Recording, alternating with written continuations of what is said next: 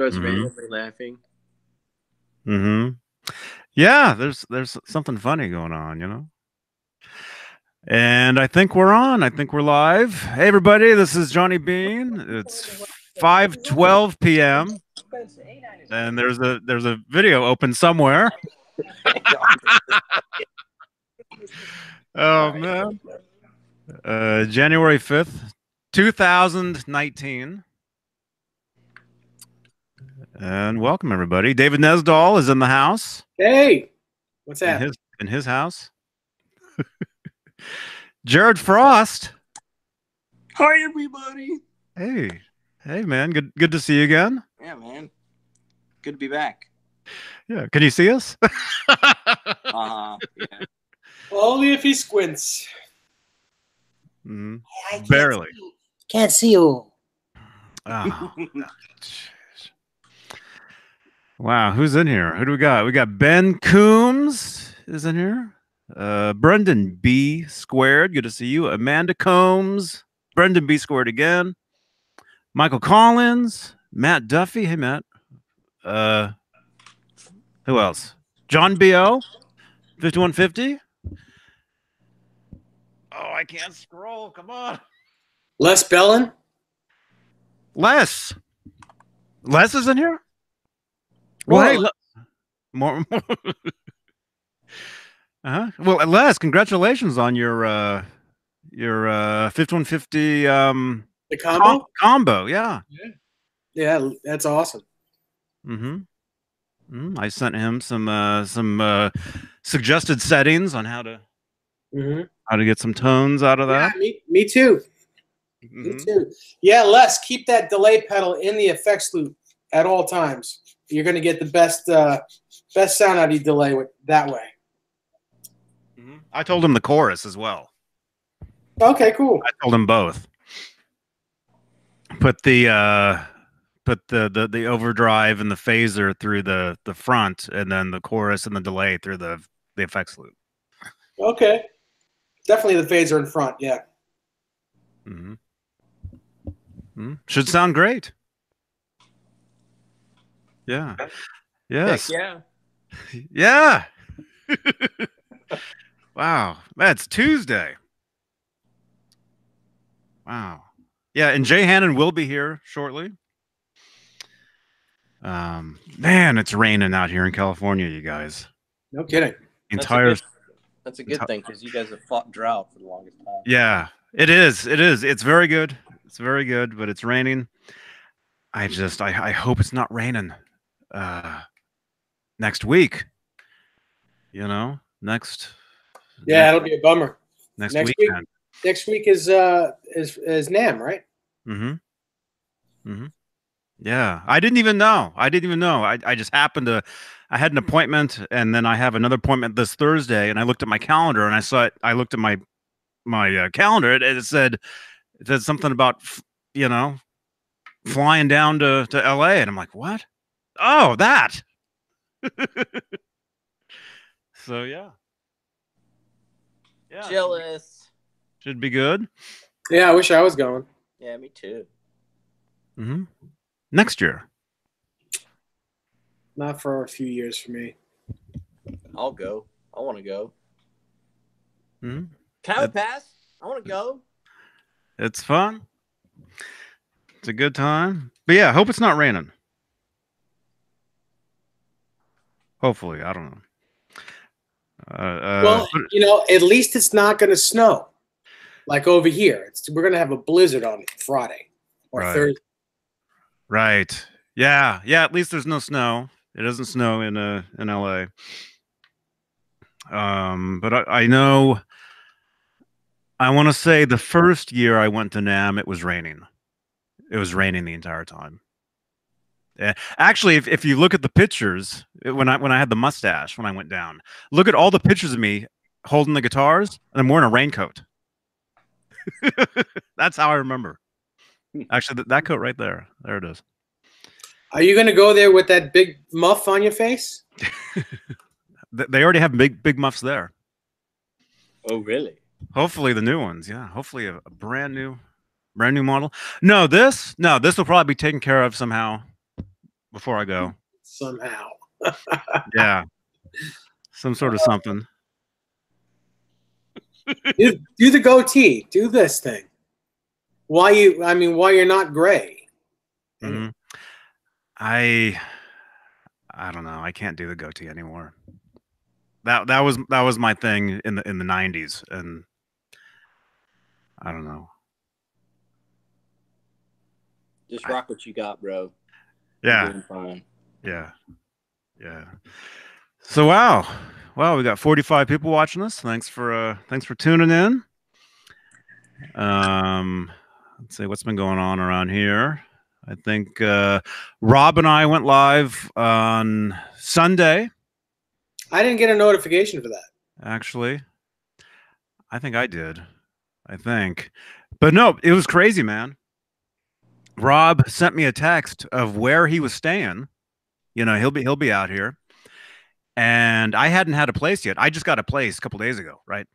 And so I looked up where he was staying, and it said the place wasn't taking reservations until February. The place was under construction. So I wrote Rob back, and I'm like, dude, you should look into that because something's not right. And he called them up, and they had said they had canceled his reservation months ago. Oh, so what a great customer service that is, and letting him know that he's not going to have a place if he goes out there. Oh, he was mad. Yeah, he was mad. I would be too. Yeah, but yeah. Luckily, we got him another place, and everything should be fine. Wow. Are y'all staying in a hotel, or are you like Airbnb-ing or something? I'd rather not say on here, but one of them. Okay. All right. Well, that's all you got to say. Yeah. Yeah. Yeah. It'll be good though. We're staying literally like a mile away from each other or something. That's cool. So hopefully, Rob, if you're listening, hopefully we can carpool. Because I hope it's not raining. I mean, I'll be doing Ubers anyway, so that's fine. But you know, I don't know. Crazy. So what's new with you guys, Dave? What's the latest since I don't know. It's been a long time. How since last Tuesday, right? Probably, yeah. Last time we got on here. It's been a week. Well, I wanted to get out of the house today, and I went to this local music store. Not too local; it was about a half hour away. It's a place called Music Emporium. Mm-hmm. And you know our friend Brian, Big Brian. Yeah. So yeah, he was doing Uber today. You know, he drives an Uber. So I called him up and I said, "Hey, what are you doing?" He says, "Nothing, just driving." So I said, "Why don't you meet me at Music Emporium?" He says, "Okay, I got a little time I can spend." So we went there and we were checking out some Ibanez guitars and stuff. And their store looks beautiful. The store absolutely. It doesn't have a ton of guitars in it, but I mean, just the layout is nice. And every time you go in, it looks like a brand new store. It just looks perfect. So we're in there and hanging out and sitting on the couches. And I look over and I'm like, you know, those Yamaha, those little Yamaha amps that Jay has, the THRX. Mm-hmm. Mm-hmm. Yeah. Or 10X. Yeah. Well, I plugged into one, and I fell in love with it, and I bought one. So I have it here, sitting right on the desk, and it's so great because now I have kind of the sound that's behind me, but at really, really, really low volumes.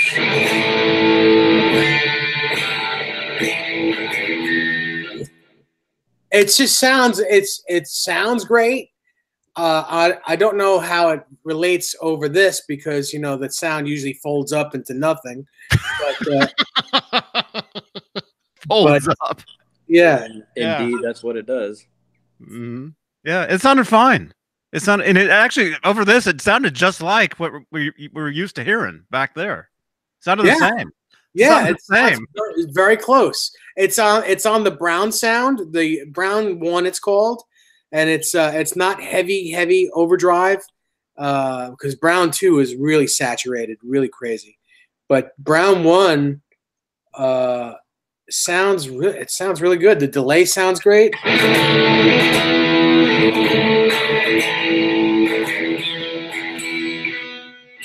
It's folding. It's folding. Yeah, it always does. Hey, man. Hey, gentlemen. Isn't that Ellie's shirt?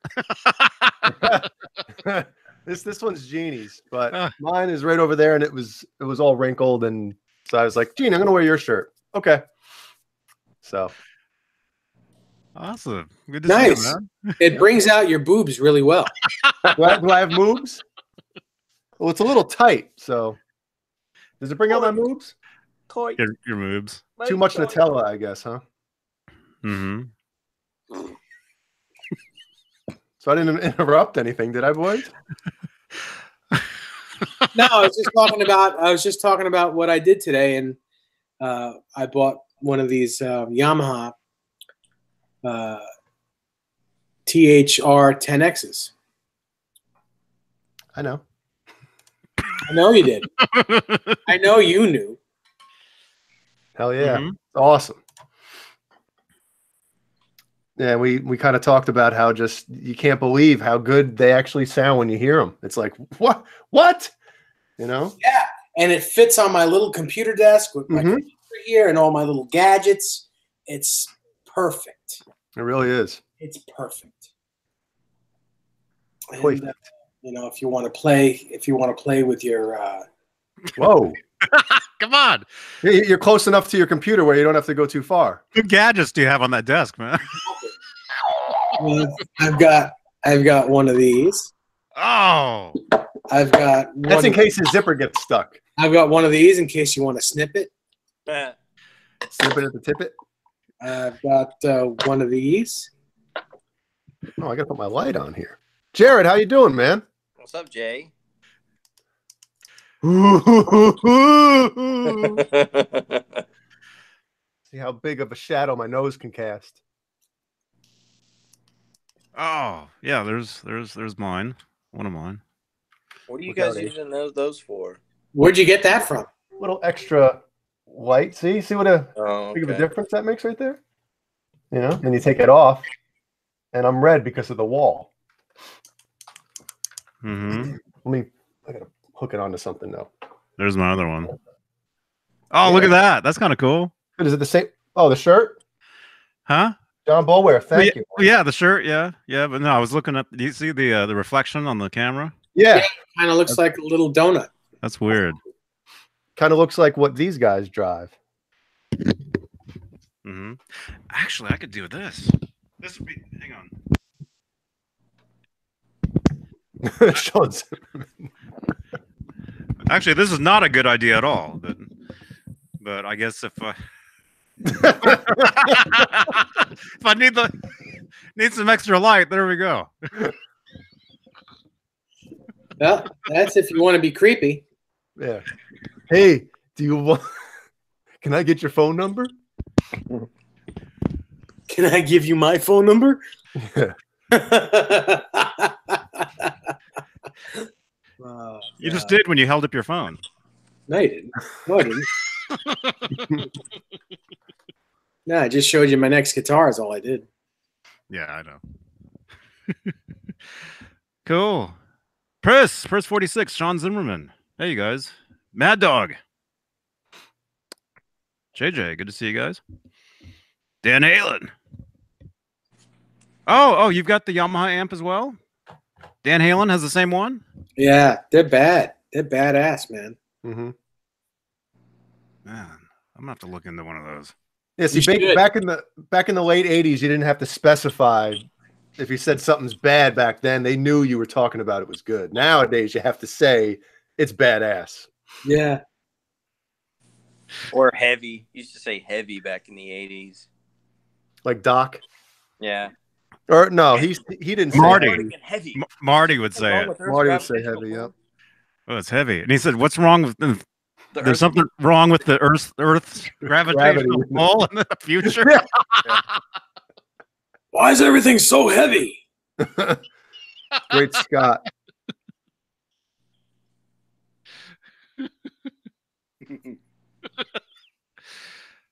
Oh, wow. So what? I have a feeling Jared wants to get back on his computer. Yeah, how your arms feeling with that phone out in front of you? Yeah, it's way different. Like this. Way different, and everybody, yeah.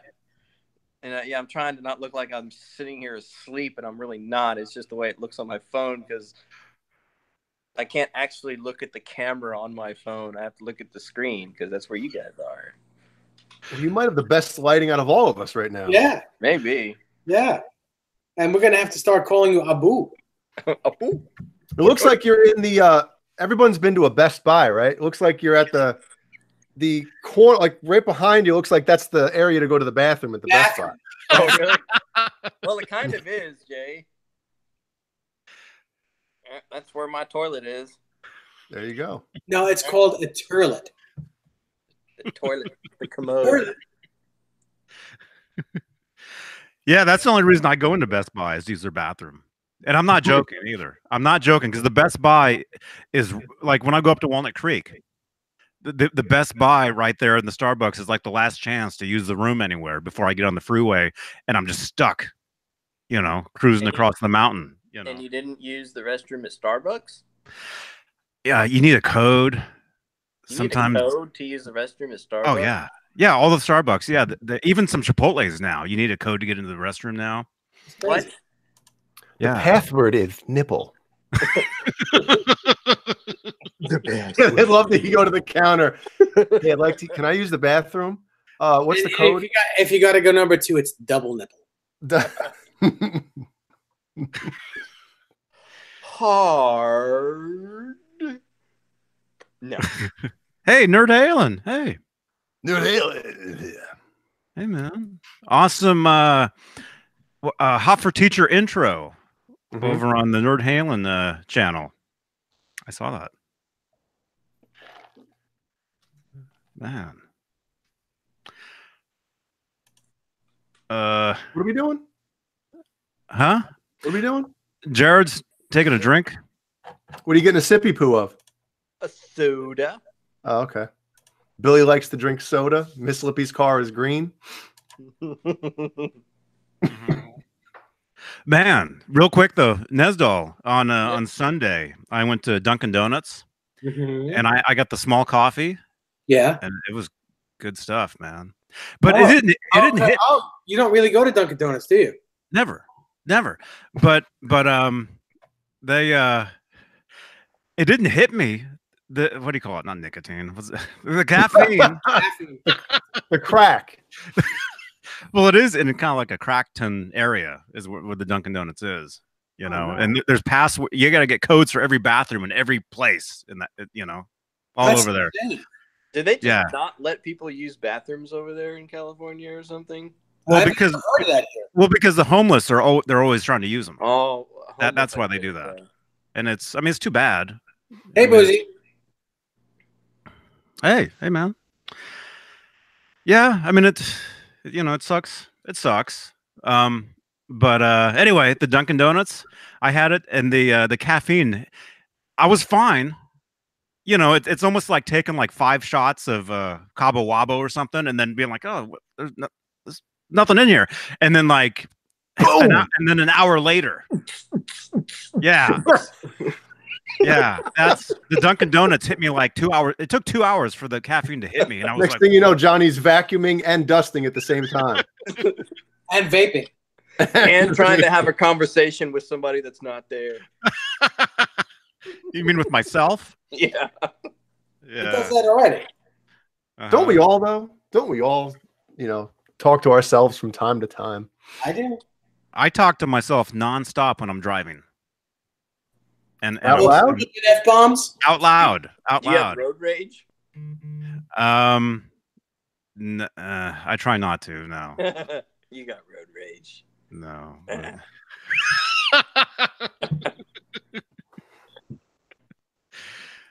But yeah. David Honest.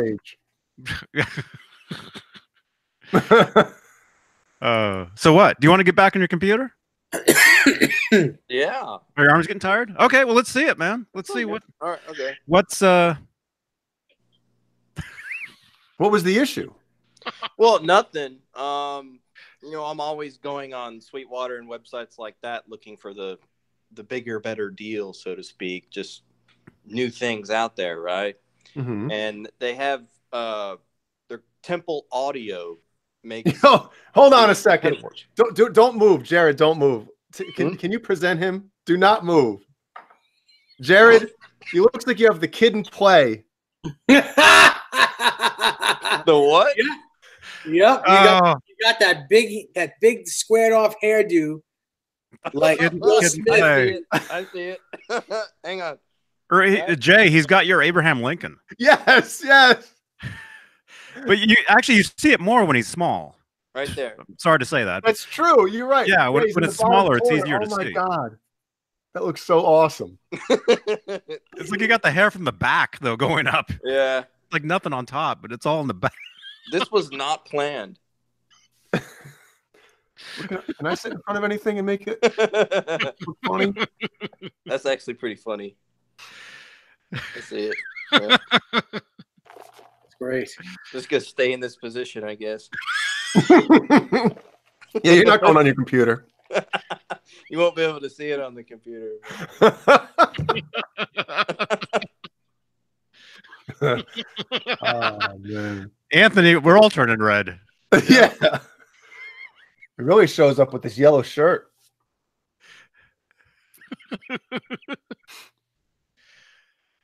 Oh man, It's like I'm scratching it. You gotta get a pick. I don't have a comb. Yeah, let me turn my camera off so you can see. Look, I almost have it too. Oh yeah, I see No. that. you got the side version of it. Yeah, the profile, Honest Abe. That's pretty funny. Oh man, What was I talking about? Oh, Best Buy bathroom or something. the No, you're Buy talking bathroom? about New, the biggest and newest stuff. Wow, stuff. Oh yeah. So that's my routine every time I wake up in the morning. Is I get on the internet and I just start looking at Reverb and Sweetwater, and I just look for deals that are out there. And my old pedal board is made by a company called Trailer Trash, and they make really big wooden boards that come with like surge protector power supplies in them, but they're really heavy. And I don't know. I was just looking for something different, and the Temple audio boards are all metal, and then they're full of all these little holes in it, and it's much lighter, but they come like in small sizes, and then they have ones that are like 43 inches wide by 16 inches tall. And they come with a little LED light strip in it that has a remote, so it changes colors, because that's the most important thing, is to just be cool.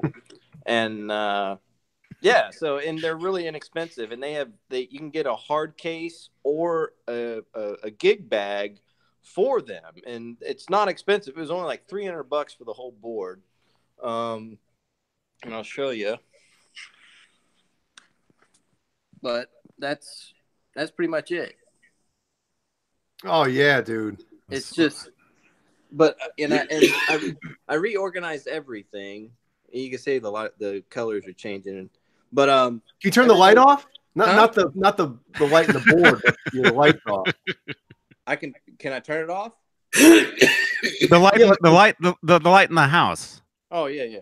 Hang on. There's my fish tank. Yeah. Oh, that's awesome. There's What's my inside a fish tank? You know what I would get? They sell that. Oh, cool. The Jason Voorhees Mask. Yeah. He's pretty cool. Yeah, that's awesome. Turn blue and all that stuff. That's the mood lighting right there. Yeah. Let me turn this off too. Wow, man, you got a nice place. Yeah. Yeah. Red leather couch, because that's important. I remember that couch. Oh, do you, Dave? Yeah. Yeah, I sat there right on the corner.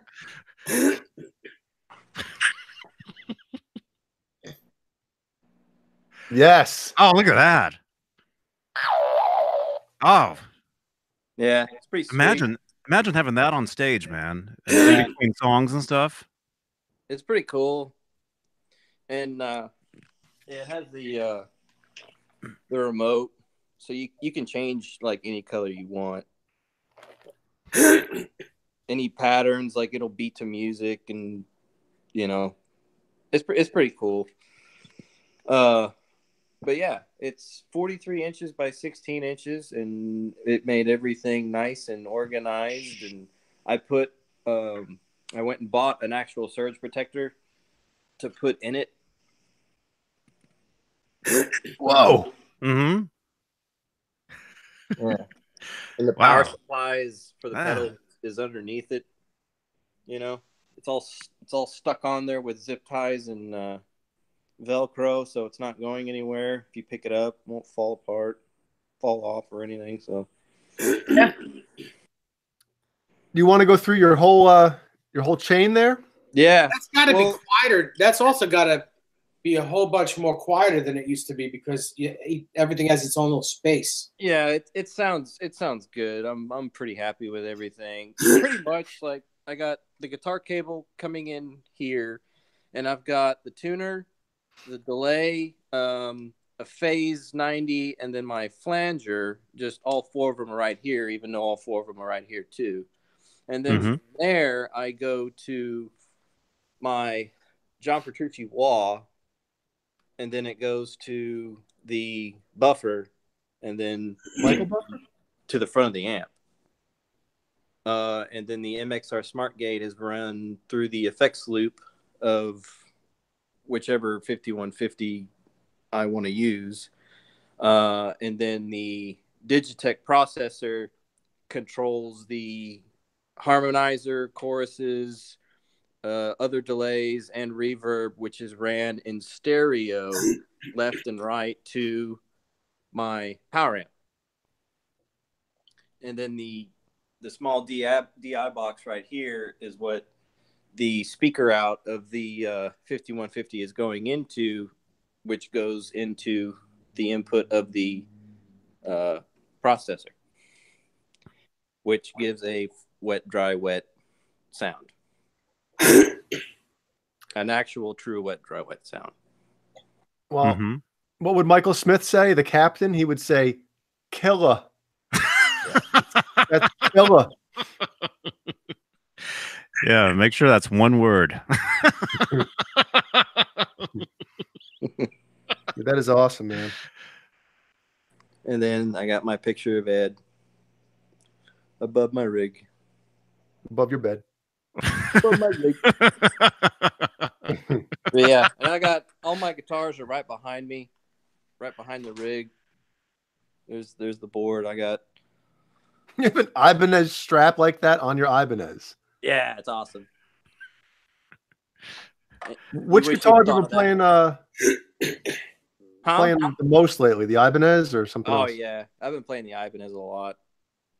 It's pretty sweet. I can't complain. I'm definitely glad I'm glad I have it. You're glad my friend didn't answer in time? Yeah, no kidding, right? It's like, I gotta have that guitar. I've communicated with a lot of people on some of the Ibanez RG sites on Facebook, and I haven't seen anybody that has a top like this.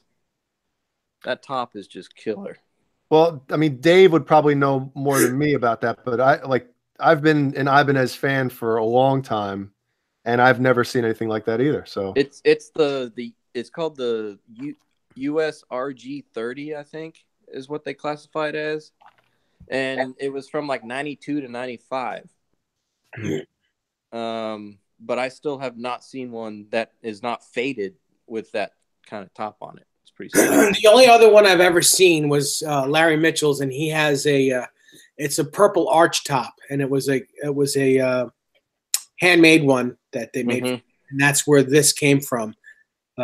That's where that model actually came from. It's the only other one I've ever seen. Yeah, it's a sweet guitar. I mean, I kind of like having things that not a whole lot of people have. You know, it makes things a little bit more valuable. Well, the one thing I love about that guitar, the neck, is like with the binding with the dots on the top, like the old Petrucci model had that same type of thing. I've always liked that. Yeah, Petrucci's guitar is very similar. Because they were made around the same time that these were, all early 90s, 90, 91, something like that. I would think that these probably have about the same pickups as Petrucci's guitar does, and the same edge and tremolo, but it's a sweet guitar, man. Yeah, that's the low pro edge. That's the top of the line. That's you'll get better than that. This is the only thing that's been pissing me off is the volume knob keeps coming off. Who needs a volume knob? Well, do you put does the tone knob? I would put the plastic, fender knobs on. Yeah. Well, the knobs that are on it are super heavy, and there's a screw in it that you can tighten to keep it. That'll bend the pod. Right. The pod. But as you can see, like I tighten it and then it just comes off. Really weird. Yeah, dude, I think it would look nicer with black fender knobs on it. Yeah. Yeah, I gotta fix that. And I did put a brass block in it just because why not? No, I always hold on 1 sec. Hold that Ibanez thought. Hold that Ibanez thought. Dog. Hey, Brian Davies. Hey, man. Hey, Craig. With this one, I changed out these knobs because I thought the black knob with what? Well, he's presented. Oh, sorry. What? This guitar here, I changed out the stock black knobs for these ones because I thought it looked a little more. This looks a little more. I thought these look better than the stock ones on this, but yeah, and I don't like the metal knobs at all. I never did. It feels more heavy duty. These ones. I don't mind it, but it keeps coming off even after I tighten it, and that's a problem. Is it like a flathead, or is it like an Allen? It's a very, very small. Let me turn the light back on. Oh, really? Small flathead screw. Yeah. Yeah, and see the problem with that, like what Dave was saying, is when you have that kind of pot in there, the more you tighten it, you're tightening the pot. You're squeezing the top of that pot, if that makes any kind of sense. And eventually, it wears the pot out. Yeah, I'm gonna have to do something to figure it out because it just won't tighten. It won't tighten. Is that a bottle of Extends on the top of your rig there? Huh? Nothing. What? See you, nerd. Nerd Halen's leaving. He just sent me this. Well, he said, speaking of killer tops, look what's on. I think this is on Reverb. Ooh, that is beautiful. That's gorgeous. Look at that. 2009. 2009 Wolfgang. Wow, man. That's a US? Yep, it certainly is. Mm-hmm. Well, some of the Japanese ones kind of look like that too. Oh, man, that's absolutely USA. The top, at least. That thing's got to be what, $2,500 at least. I don't know. He said it's newly on Reverb, so I don't know, but that looks ridiculous. I'll look at it. Check it out. I'm gonna look for that. I'm gonna look. But yeah, despite the knob issue, it's a. Look at that top, though. That's just nuts. Dude. It's so pretty. So if you were to go play a show right now and you got to bring two guitars with you, which two would you bring? I would probably bring my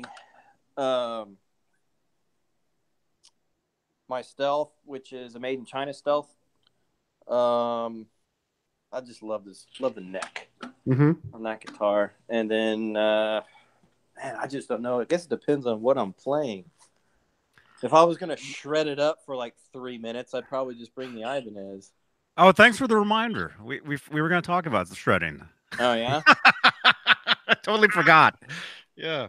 Well, yeah. I mean, the thing is, it really when you play a gig, like I played on Friday, right? Yeah. It really depends on the type of music you're playing, the type of crowd, the type of venue, the amp, or whatever.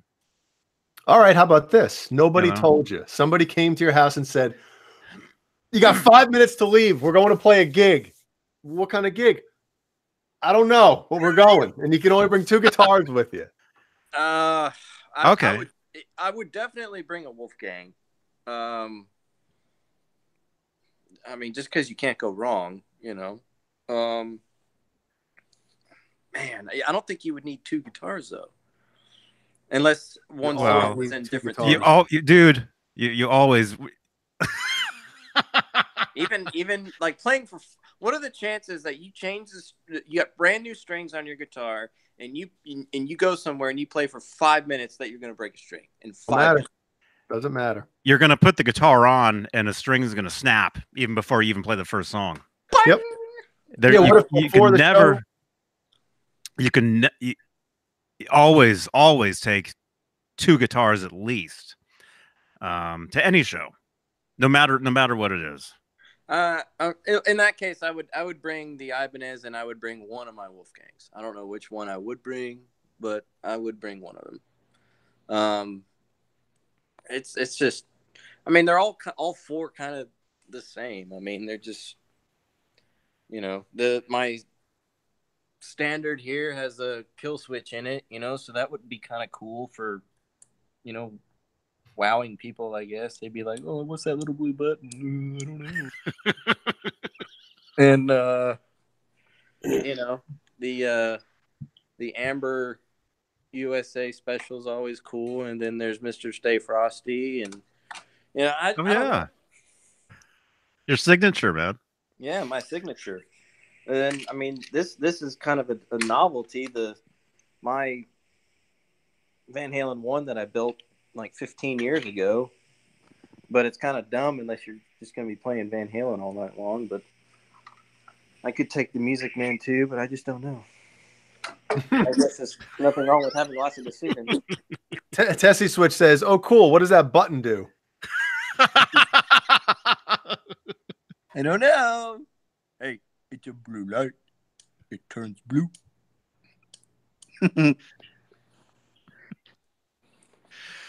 So I found that Wolfgang on Reverb.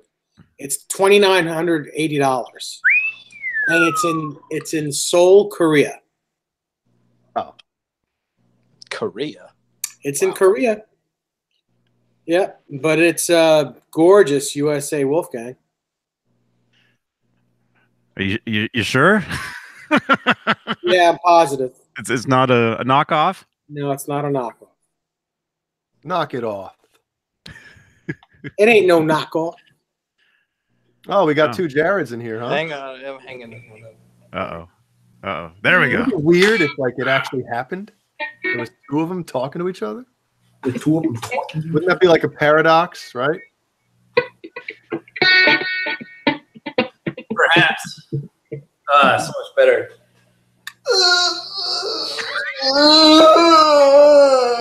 That's a great album. That shirt you're wearing. Oh, yes, it is. It's my favorite. I've had this shirt since '94.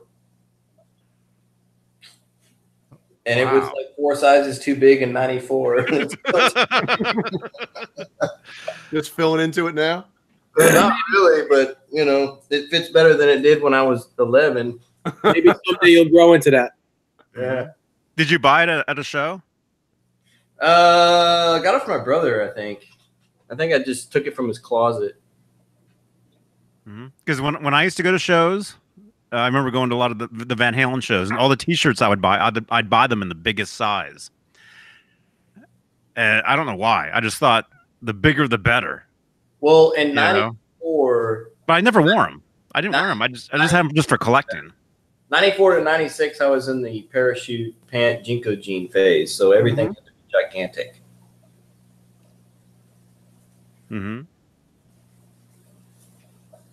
Come on, everybody remembers the Chico. Oh yeah. Pant phase. Yep. I don't even know what those are. What? Oh man. The pants that you could jump out of an airplane and still land safely in.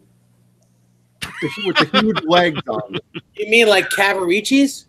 No, these would be like, I think the openings on some of these pants were like 26 inches. Yeah, I had. And you're not talking about the waist? No, we're not talking about the waist, man. They were bell bottoms, but the entire leg was like the whole way down was huge. It wasn't like.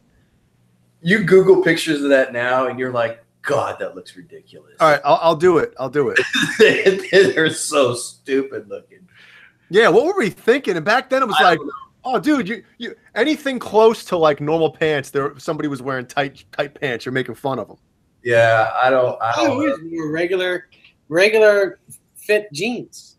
I couldn't, because back even up to last year when I was a lot heavier than I am now, you put a pair of those jeans on me, and it's not pretty. Let me try to find a normal picture here. A definite phase. But that was when I first really started getting into guitar playing, was around 94, 95. And I was listening to pretty much Carnal Knowledge and Dream Theater and, Metallica. Just that was life for me. Hated everything else. Hated the grunge era. I didn't care about anything. I just wanted to shred. I just want to shred. Mm-hmm. But did it pay to shred? That's the question. Is that what we were going to talk about? When you're dealing with people that are in the grunge era, no. Here we go. Before we get to the Ben Coombs question, here's a pair of... There you go, man. They look so ridiculous. Oh my god. Is that you, Jay? Dude, that was mean. Oh my god. That was mean. Kind of looks like Thomas McRocklin. I wonder if he was wearing those back then. They're like Gumby. I mean, yeah, I mean, the dumbest crap ever. Couple different pairs of them. Is that the front or the back? And they made the chick ones. It's so stupid. It's like they're on stilts. Yes, but girls can get away with wearing stuff like that nowadays. But I can't even think about that. That's crazy, dude. When you're a teenager, barely in your teens, you just go with the trends, man, and that was the trend. Yeah, I have pictures of me playing live around that time period with those pants on, and it's like, what the hell? It's so ridiculous. Yeah, it really is.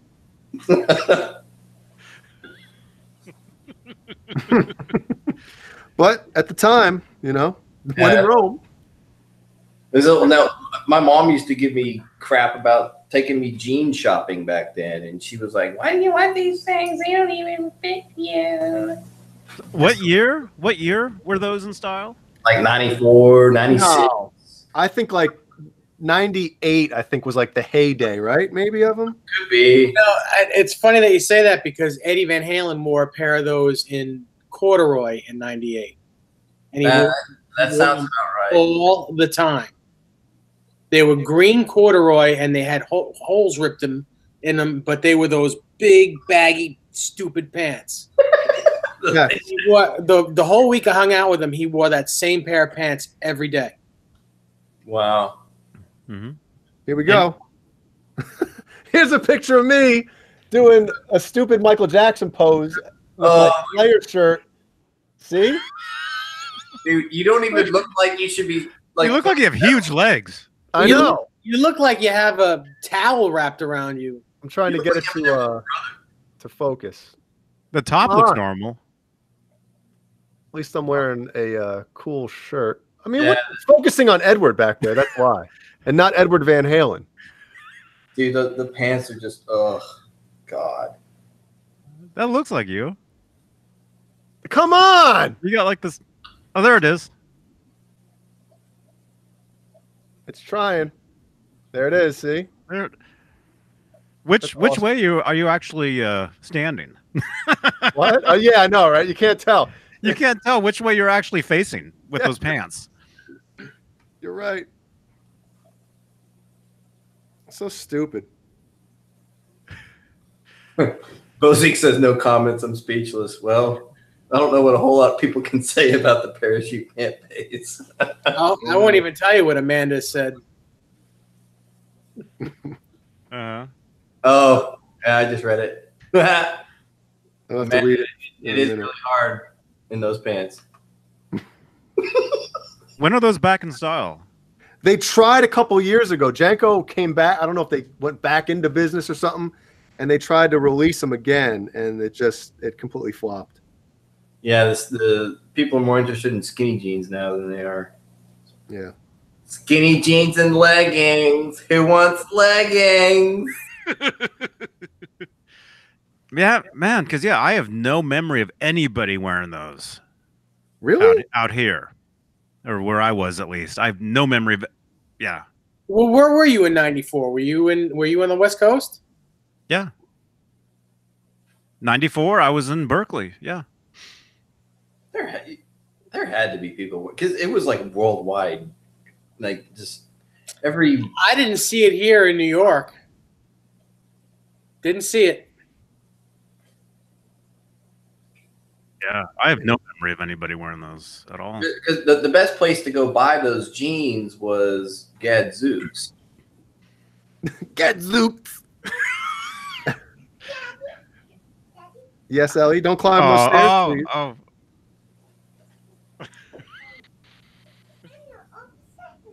You can't come upstairs, Ellie. I'm trying to find this picture of me and the Jankos. A different one. But it's actually kind of funny because I'm playing my striped it was a striped RG guitar. But anyway, go ahead. Let's talk about the Ben Coombs video, if you want. Before we do that, Diver DB. I never went to Chess King. I don't even know what that is or where that is. Anybody want to see a picture of our guitar rack? I've never heard of Chess King either. Back in the day when we were playing live somewhere. I think this was in like Maine or Rhode Island or something. And it's not going to focus on it. But you'll see the guitar I'm talking about. Why are you having such a... There we go. Striped Ibanez? You see that? I even did the headstock. And obviously it's not even close to the way it was. I used like, the tape I used was wrong and all that stuff. But I was just going through pictures and whatever. But the guitar behind it, you see the universe there. Mm-hmm. So the striped one was my backup, which I very rarely played. Was that 7-string or 6-string? It was 7, yep. And then those two basses in the middle are 5-string Warwick basses. And then the two in the front, the blue one with that nail polish is on that pick, or on that pickup. Green nail polish like an idiot. And the black one is the other guitar player's main guitar. Green nail polish? Yeah. I was bored with the black pickup. So I was like, I'm just going to paint it green. Let me use green nail polish. Mom, can I borrow some? Yeah. Idiot. Garbage night. You saw that? Yeah. I'm glad that's what came through. That's right. Every night we're on is garbage night.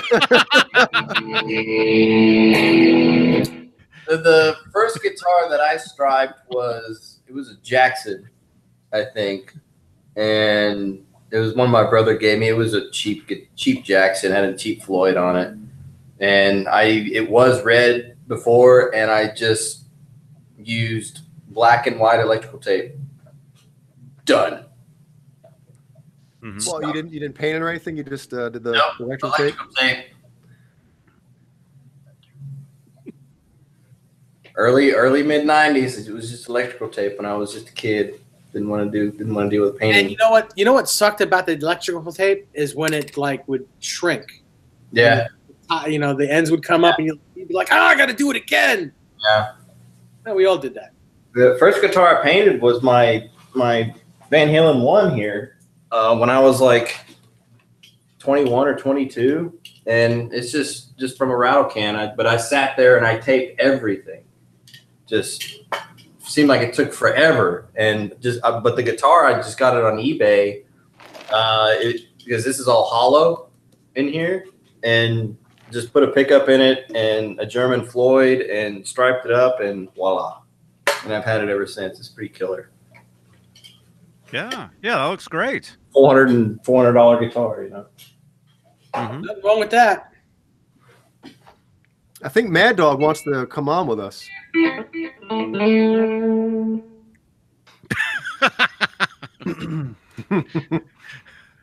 wants a part of that? Yes, he does. I think he wants to be in the middle while we all do it. Okay. All right. Come on. Okay. So is Ben still in here? Ben Stiller? Ben Stiller in here?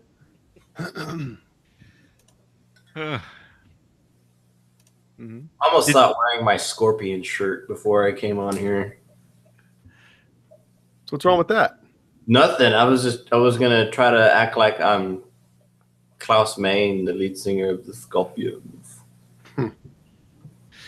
Does he wear his own shirts? No, not really. They don't wear shirts. Have you guys seen that one band picture of them, where none of them are wearing shirts and they're all wearing like cut off jeans or whatever? Hold on a second. Isn't that them? This an older picture, or is that? Oh, okay. No, I was gonna say. It's When they were 20, because now that they're 50 and 60, you don't want to see them with no shirt. It's the picture looks like it's from the 70s. Unless it's Phil Collin with his shirt off. Oh, guy's like 60 and 10% body fat. That's amazing, man. Yeah. All right, so Ben is here. So what are we talking about? Johnny, what are we talking about? Ben, where are you, Ben? You want to jump in here? He's here. You want to jump in and talk about this? Ben made a video today about what was the title of it? Does it pay to shred? Does it pay to shred? And and that's a good topic to discuss. I would say in most instances, yes. Well, let's wait. He said, "Time for me to get roasted. I expect the other side of the debate here." I mean, if we're gonna shred him, I want him to be here. But no, yeah. Shred him. Well, first of all, what's your definition of shred? Because a lot of people think Van Halen is Eddie Van Halen is shred, and he's not. That's something that's something I was gonna say is yeah. I don't think of Eddie Van Halen at all when you think of shred. When the Guitar Magazine says shred on it, you think of Satriani or one of those guys. Yeah, I don't. I'd even be I wouldn't even put Satch in that. I would even be as bold as saying Satriani and Vi are also not shred. They're just highly technical virtuosos guitar players. Well, do you remember the cover though? There was a cover of Guitar World, and it said "Is Shred Dead?" and it was a picture of Satriani. Yeah. Here's how I would kind of think about that. Remember back in like the late 80s, early 90s, even mid 90s. Well, a lot of people considered like Motley Crue, Van Halen, like heavy metal. You know what I mean? Nowadays, it's like they're not heavy metal at all. So I think back then, in my opinion, Eddie Van Halen was probably the first shredder. But nowadays, I look back and I'm like, Eddie Van Halen's, according to nowadays, like, the definition of shred guitar now, Eddie Van Halen is not. So I think the definition kind of changed, The first Van Halen album was shred. I mean, that's what started the entire thing for a lot of these guys. Eddie would do Eruption. Eddie would do all those interviews and say that it's his fault, or it's not his fault that all people are playing like typewriters. Wait, when did Blizzard of Oz come out? 81. All right, so that was after? Okay. Yeah, Blizzard of Oz was 2-3 years after Van Halen 1. Okay. I would consider Randy Rhoads more of a shredder than Eddie ever was. But I remember, of course, I'm a big Petrucci fan, and he was always a shredder to me, just because his alternate picking and how fast he could play a scale. I was like, oh my god, you know, like it's crazy.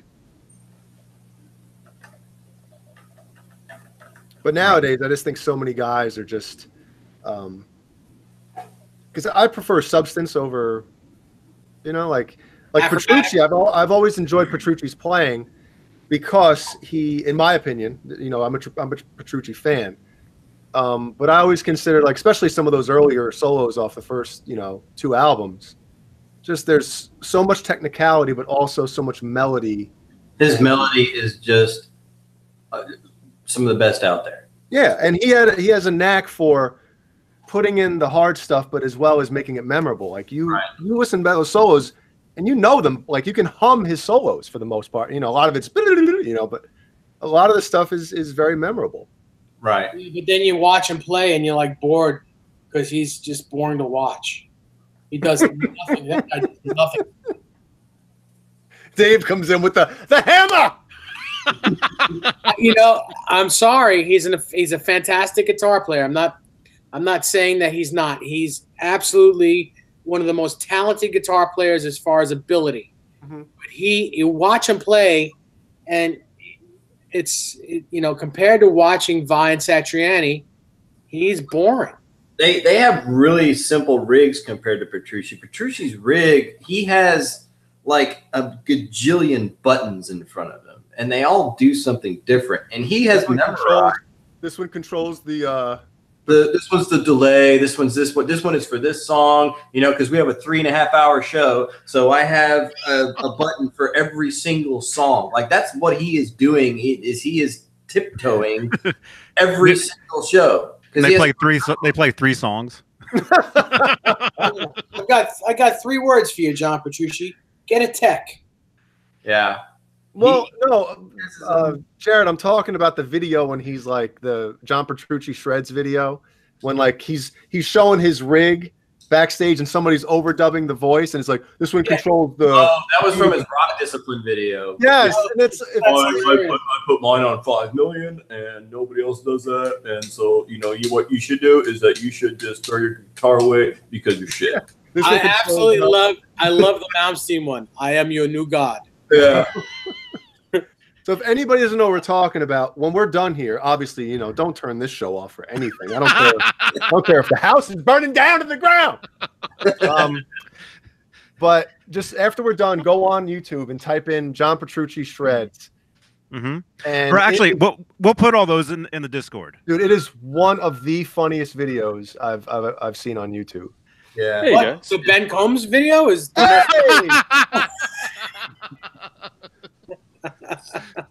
Hey, Benjamin. Hey. Also, Steve Anderson. Holy crap, man! Steve Anderson he's in the chat, man. Holy crap, Steve-O. Sorry you're late. It's only been 6 months. Yeah, Steve, we thought you didn't like us anymore. What do you mean us? Well, he never calls or talks to me, so. And I always, you know, consider me us. You call to talk to him? I don't have his number. Are you one of those guys? You never call me. Well, do you call me? I call you. Do you ever call me? Yeah. Oh. We call each other.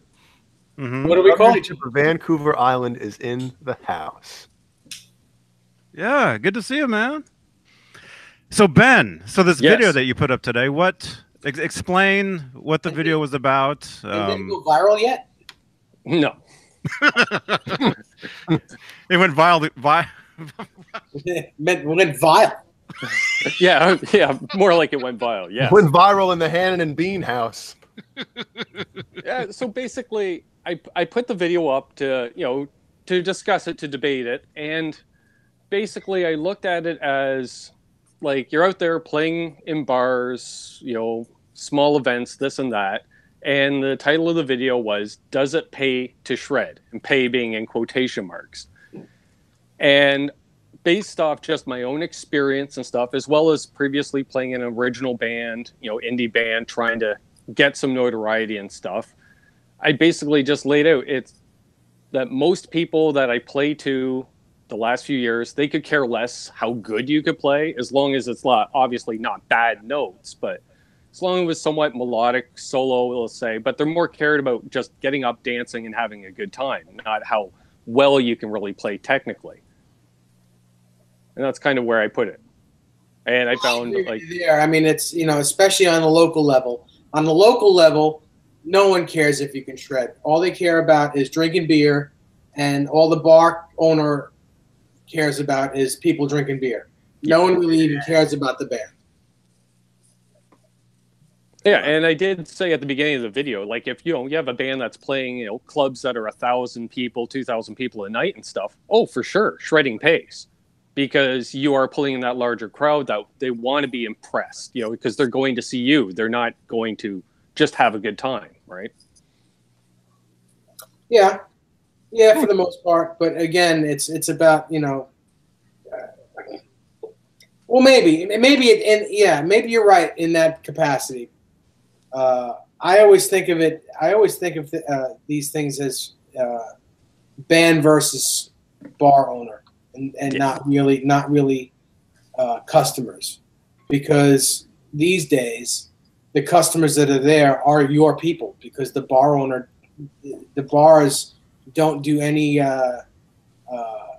to get the people in there. They expect the band to. Very much. But I mean, are you talking about like if they're playing cover songs, right? I guess it. Yeah. Well, we're talking about on a local level, bar band. Well, bar bands in general are only cover bands. Yeah. Right. But like like the intro to "Don't Stop Believing" by Journey, everybody wants to hear that, that little hammer-on and pull-off lead lick. Sure. And the people are like, "Woo, yeah, that was cool," yeah, But sometimes it gets people riled up, depending on what kind of cover songs you're going to play that might have some kind of shreddy solos in them, and then they're like, "Man, this guy, he's playing. It sounds like the original band. This guy's killing it." Right. Yeah, there is that as well. I do agree on that. But it's like, I don't know, like if you play a bunch of songs and, you have that guy that can do, let's say, 3 or 4 songs a set, there is a little bit of shred going on there. But generally, we'll notice, especially because we're guitar players, but even the guys that listen to that style of music, yeah, they'll be impressed. But it's like the general crowd, they're just like, oh, he seems pretty good. And they kind of, they shrug it off, but they don't, if that makes any sense. Most of the time, you'll get the guys in the crowd playing the air guitar to the riffs that they know from the original song. But girls in general, women in general, there's 2 things they care about: is the singer hot, and does the song sound good? And that's all. Can I dance to it? Can I dance to it? I don't want to listen to it. It's crap. I mean, there's different ways to look at this. I mean, if you're playing guitar, especially nowadays, like modern musician, if you're playing guitar to get paid, you're doing it for the wrong reasons, and the chances of that happening, you probably should play in a cover band if you want to get paid being a musician nowadays. Well, that's what I did almost all my life. But wouldn't you think, like, let's just say you're on stage playing and you're ripping it up a little bit, and there's somebody in there that happens to be, maybe in a bigger band or something that you're playing with, and they're like, "Holy crap, this guy's got some chops. Let's get him." That happens time to time too. Some bigger band's playing, and you get picked up, and yeah, like I've done both. Like we did the original thing. I was definitely not the lead player. I couldn't play lead at all at that time, but we had a shredder lead player, and we would play a lot in Toronto for like you say, hope the right people show up and stuff like that. But literally, it's you would go up there, you're playing 1, maybe 2 sets, and you're making $20 a head, as opposed to now playing covers. Yeah, you're playing 4 sets, but you're getting 100, 150 a head. Mm-hmm. Yeah. Well, but you do sacrifice the money to try to get exposure, obviously. That's why Sort of played. And there's always been two different roads. There's always been the guys that just want to play covers and have fun and make some money, and the guys that are trying to make it big. You know, playing originals and making no money. I've always been the guy that wanted to play covers. I was never really interested in playing and writing my own material and playing original music. I just never was. You know, maybe for 5 minutes when I was 20. And when I realized that you know, when you throw the dice and do that, you know, you have a better chance of getting hit by a bus when you leave the venue than making it big. I just decided that, you know what, I'm going to cut my losses at that and have a good time making some good money playing guitar for a living. Yep. That's me personally. That's how I thought about it. But that's what I'm saying. This is so many different ways to look at this, because I was the exact opposite, Dave. Like, once, you know, I felt like you know, obviously everybody starts out, I think I can speak for all of us, you start playing out or playing guitar to play your Guitar Hero's music. You know, you hear a riff or you hear a part, oh my God, I have to learn how to play that. But then I think after a couple of years, I started to, you know, be in a band with my friends and stuff and writing original music. And it went on from there. But after that was over, kind of a thing, I was just like, eh. Yeah, but Jay, in your instance, you know, you had a couple things going for it. Plus, you were pretty lucky to be in a pretty a semi-notariable like a band that people know. You know, you got yourself on a tour. You know, yeah, you were an opening band, but you were still on a major tour, which is a good thing. Plus, you're not a bad-looking guy. You know, you have some. I'm just calling it how I see it. Yeah, you're marketable. You know, you looked good. Your band sounded good. You're a good player, and you got some luck happening. Well, it's always, most of it is luck and who you know. Right. You just got to be honest about things, you know. So when I, you know, back to me, when I looked in the mirror and said, you know, in the 80s and 90s, I said to myself, this fat guy ain't going nowhere as far as getting notable. So I'm just going to have a good time playing locally, making some money, and making a little bit of a name for myself, doing what I do the best way I can. You know, some people, it's, you know, unfortunately for me, because of the way I looked, I wasn't going anywhere. So yeah, we virtually made zero money. And we I think a couple of years ago, like, we finally recouped on our album, and it's still like it's just crazy how, as an original artist, the amount of time and effort and all the stuff you put into it, you know, and you know, for the most part, I did it because I loved it. It wasn't because of a thing where, like, oh, I want to be famous. It was none of that crap. It was always like, I love playing guitar. I love being in a band. I love playing music. So that was almost payment in itself. So if you look at it that way too, like Sammy says, how do you measure success? What is success? Is it album sales? Is it money? Is it, you know, all that crap? But anyway, we have a really popular local metal scene here in Dallas, and it's called the Dallas metal scene, but it's all these, you know, bars, clubs in downtown, the Deep Ellum area, which is just down the street from me, that it caters towards a lot of hard rock and metal bands. And there's no money involved, but it's all bands that have, I would say, 90% of their own original stuff. And then 10% is just, they throw in a couple of covers just to get the crowd riled up. But it's really cool going to see them, because all of these guys are, no matter, I mean, they could be 22 years old or they could be 50, and they could just be crazy into metal. But you go to watch them, and these guys just absolutely love being on stage and just playing their music, even though they know that they're not going to make any money on it. I don't know who makes money for the ticket sales or whatever, but it's just cool to go see that, because these guys just, you you know, no egos, no nothing. They're not getting anything out of it. They just like going to play. But it's all original. Sorry to interrupt. I'll be right back. I just got to grab my charge cable. Oh, yeah. Is that where you're going, Ben? Well, we still haven't really heard from we still haven't heard Johnny's take on this. I'm kind of curious as to you know, on charge cables.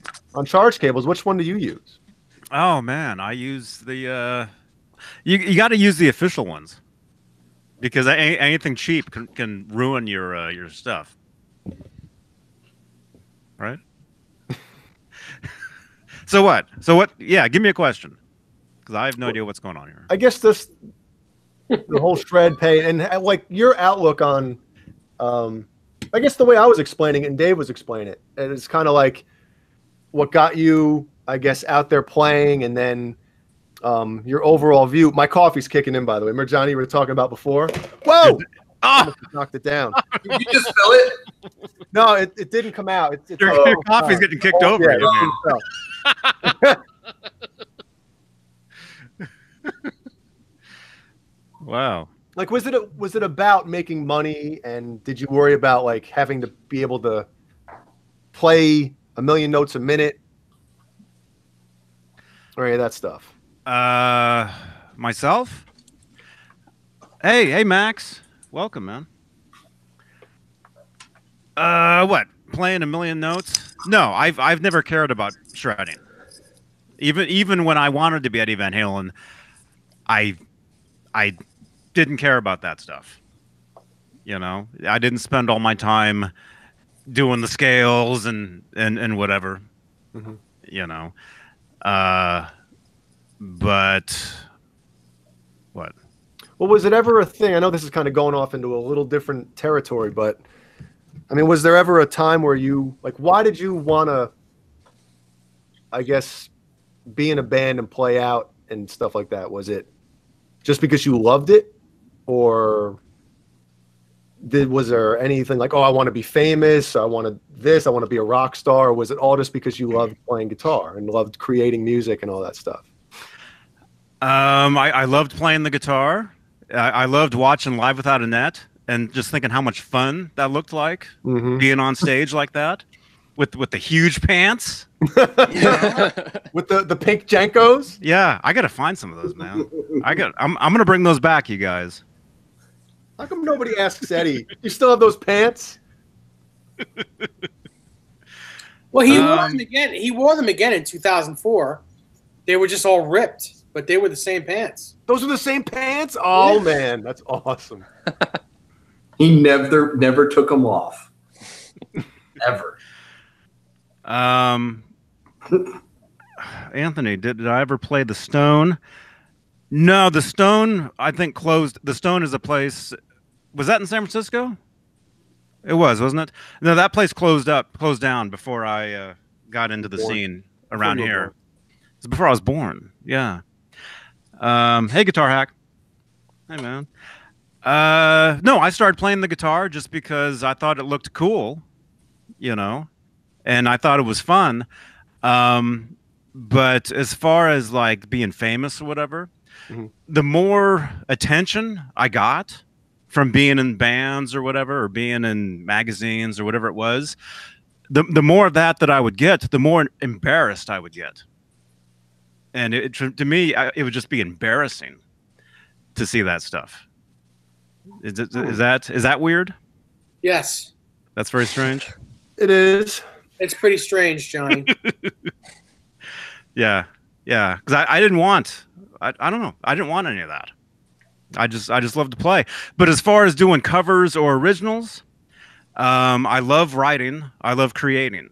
So to me, naturally, that means original stuff.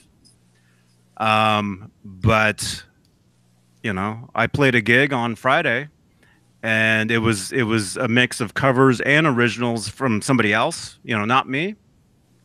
But I had a great time playing the stuff. And if you guys saw the videos, you know, I streamed the videos on here. A lot of the parts I'm playing, I come up with myself, you know, to the singer's original stuff. So it's not just like on her albums.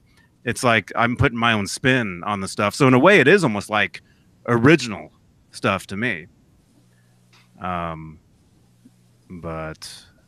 and I made like $100. No, I made like $130.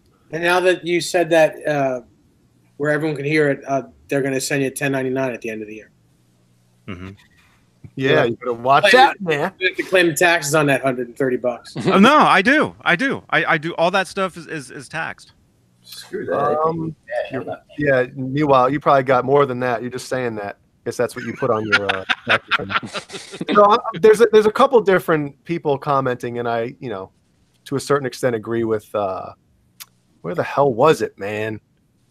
I'm curious. To hear. I don't have the chat. What? I don't have the chat up myself, so. Somebody wrote about. They mentioned Nita Strauss, and Soda Pop said, "Ask Malmsteen if Shred pays. He has a garage full of Ferraris." But that's a completely different time.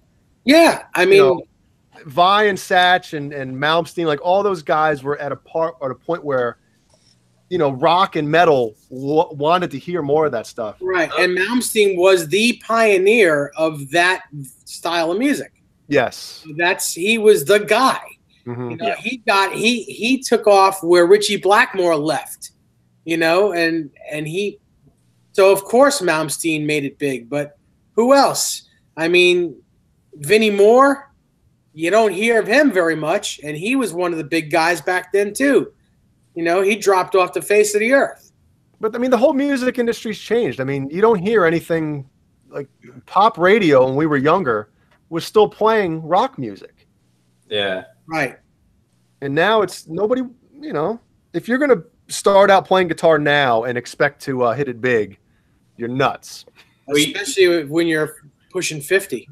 Well, no, the internet has changed all of that. I mean, look, how did we get Justin Bieber? God. He was a kid singing on YouTube. Dude, that's a huge exception, and you have to basically sell your soul to get to that level nowadays. Yeah, on behalf of Canada, I'll apologize for that. Sorry, but you guys can keep them, okay? And you gave us Avril Lavigne, who I could care less about her music, but I'll take her. Mm-hmm. Yeah. What about her double? Yeah. Is her double American? Double American. I'll take both of them. But no. Lamp. You got to rock. But no. With these days with YouTube, I mean anybody. But what's the definition of making it though? Like what you were saying, what Sammy was saying. Yeah. There's different levels. Yeah. People think I've made it because I'm sitting here on YouTube right now. And I'm sitting here like, this is embarrassing.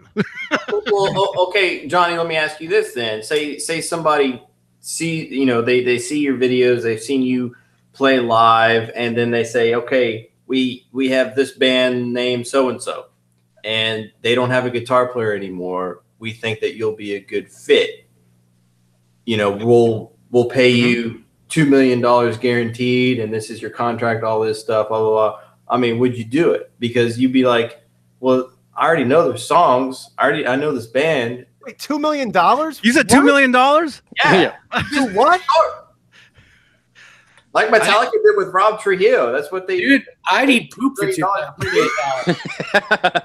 And anybody would do anything for $2 million. Yeah, that's what I'm saying. Like, but it's like, boom. It's like, okay, yeah, I guess I made it, and I wasn't expecting it, but I made it. But as far as what you were saying about bands, offering, like besides the $2 million, all that other stuff that happens all the time. Yeah. I do get offers of, hey, can you play this show, play this band, this, that, or whatever. And the thing is, I'll look at the music, and if I don't like the music, I'll pass on it. Right. And yeah, I get that. But what if it was worth a lot of money? Well, if it was $2 million, I mean, or anybody would. Okay, like for one night, they're saying $1,500, $2,000 to play one night. Mm-hmm. But it's going to be in front of like 3,000 people. Yeah, of course. But what's the bad part? No, there isn't, because like I said, like they say the guitar player is not available. They're just like, we need somebody that knows the songs that can play right quick, and here's your cut. You know. Oh, any of us would do that. Yeah. You know. Yeah, I have one general rule. 2 of 3 things have to happen for me to go out and play with a band or do something like that. Either it has to have good money, it has to be fun, or I have to be, you know, like it has to be fun, good money, or they're my buddies, you know, and a good time. It has to be, you know, so 2 of those 3 things has to happen. Not all 3, but at least 2 of those 3 things has to happen. Yeah. You know, it could be a fun night with my buddies and good music, and I don't care about the money. Or it could be, you know, I hate the guys, but it's good money and good music. You know, I don't care. 2 of the 3 have to happen. Right. I agree. Yeah. What does the chat think? I'm getting razzed from our buddy Mike Taft on text message right now for something I did, which I can't talk about on the air. He's not watching this, is he? No. No. Man. I just think, you know, people are bringing up good names in the chat. You know, they got like Jeff Loomis. I saw his name, Tosin Abasi. I saw his name. But I mean, I do know that it's just super hard. I mean, I don't want to use the term market, but the market is so saturated nowadays with a lot of this stuff where it's hard to really, you know, back when we were like, think of thrash metal, right? Thrash metal hit it big, Metallica and all that stuff. And then for the next, you know, 10 years, or not even 10 years, I'd say like 7 years, everyone was like, oh my God, give it to me, give it to me, give it to me. And then there was so many bands doing it. And then grunge, and then the same thing with that. Shredders, it's the same thing. Like everybody can, well, not everybody, but a lot of guys can play a lot of notes. And how do you separate yourselves? I think you have to have something marketable. Well, here's the thing with Tosin. You know, Tosin is a great player, and he's got this whole new niche thing that he does, which is different than a lot of people. But if it wasn't for Steve Vai taking him under his wing, he would not be as a household name as he is. Not that he's a household name, but a lot more people know who he is because Steve Vai than if Steve Vai didn't take him on the Generation X tour. Mm-hmm. I agree with that. Mm-hmm. Oh, yeah. Yeah, of course. Does it pay to shred? It's quiet. I will tell you, as a, like, if let's just say, I mean, I'm a guitar player, so it's I look at things from a different perspective. But I mean, let's just say I went to a bar or went to a club or something to watch some music or watch some bands, and there was a band that their guitar player was up there tastefully ripping it up. I'd obviously be paying more attention, like, look at this effing guy up here, man. You know, but you're a musician. Yes. That's, all musicians do that. Right. And you're partial to playing guitar, too, so you're going to notice that kind of stuff. Whereas if you were like a drummer, you know, you'd be like looking at drummers all the time, I guess. Yeah, you'd be like, yeah, that guitar player was good, but listen to that drummer. That's what I usually look for the drummer anyway. Actually, if you were a drummer, you'd be looking at the back of the band most of the time. Checking out their pants to see if they're wearing.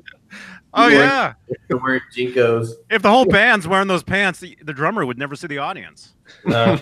You can pull the curtains anytime, guys. Yeah. You're already told. That's got to be the funniest thing you've ever said, Ben.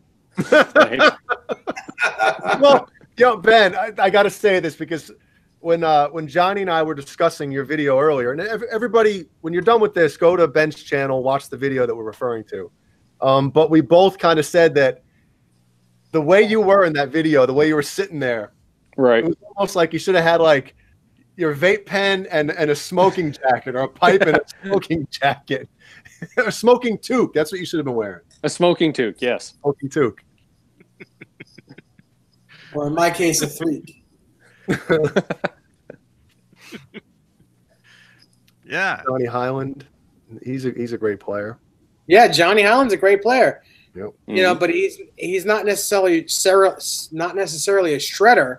Although he can shred, he's more of a chicken picker. You know, he's a country guitar player. Yep. Yeah, but when he plays, it's like, holy crap! I wouldn't even know where to start with all that stuff. You know, I'd have to almost relearn how to play guitar to play stuff like that. It's all that hybrid picking. And he's a sweetheart of a guy. Yeah. Mm-hmm. Yeah. Steve, it's good to see you, man. Yeah, there's Howie. Now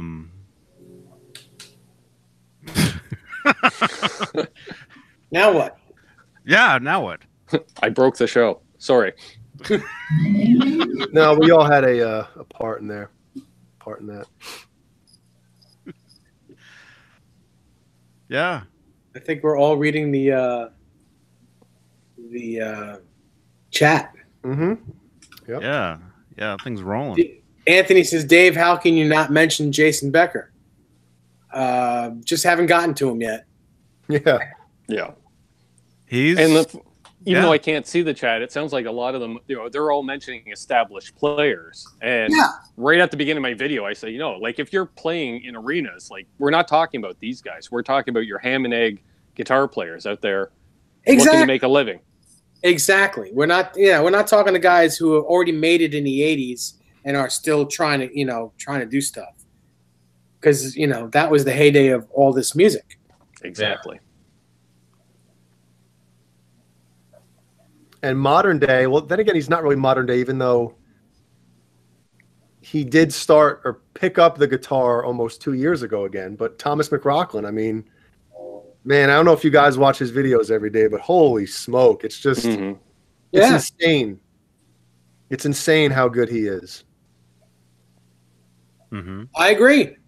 The Guitar Hero that comes to my mind that has kind of single-handedly really brought back guitar music and shredding, if you will, is Joe Bonamassa. I mean, yeah, he's playing the blues, but do you listen to him? He shreds more than, a lot of these shredders, and he is out there. He's probably out there 200 nights a year and selling out every night.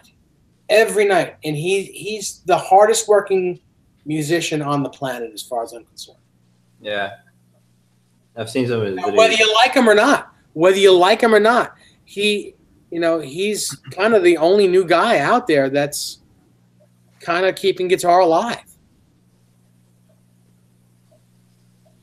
Mm-hmm. Mm-hmm. Yeah, he's great. Oh yeah. He was awesome as a kid, man. Yeah, 12 years old, and he was like better than I'll ever be.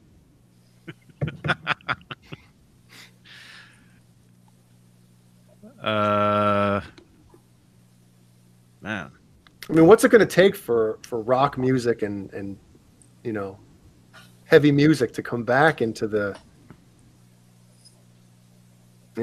I guess, I don't want to say mainstream, but good question. I think it takes kind of like a natural disaster. That's what it's or something happens that changes the direction, like where it makes people like, whoa, who is this band? Who's this group? Who's this person? Blowing people away, and then they're like, and then they get super famous, and and then. Unfortunately, I don't think we're ever going to have that again. I don't think it will either. I think people are becoming way too simple-minded. Yeah, not in our lifetime. I think it's because of these boxes that are sitting right in front of us. It'll be once the robots take over. Yeah. Something to rebel against. That's what we need, to raise a generation that are really ticked off at their parents, and then they start writing this angry music on a guitar. You want to learn how to shred? You got to shred like this.